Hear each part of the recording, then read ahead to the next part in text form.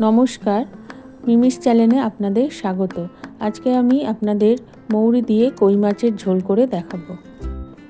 এবার কই মাছ আগের থেকেই আমি ভেজে রেখে দিয়েছি। এবার কড়াইয়ের মধ্যে কিছুটা পরিমাণ মৌরি ভেজে নামিয়ে নেব। এবার ওই ভেজে রাখা মৌরিটা গুঁড়ো করে নেব, নিয়ে তারপরে ওই পাটার মধ্যে কাঁচা লঙ্কা আর আদা বেটে নেব। এবার কড়াইয়ের মধ্যে কিছুটা পরিমাণ সর্ষের তেল দিয়ে অল্প একটু জিরে ফোড়ন দেব। তারপরে ওই ফোড়নের মধ্যে যে বেটে রেখেছিলাম আদা আর লঙ্কার পেস্টটা দিয়ে দেব।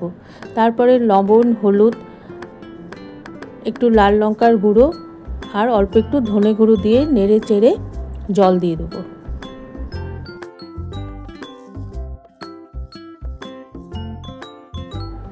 এবার একটু নেড়ে চেড়ে ঢাকনাটা দিয়ে ঢেকে দেবো।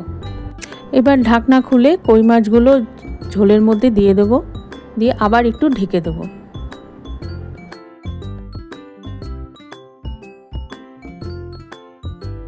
এবার ঢাকনাটা খুলে মাছগুলো ওলটপালট করে ভেজে রাখা মৌরিটা ছড়িয়ে দিয়ে অল্প একটু ধনেপাতা দিয়ে নামিয়ে নেব।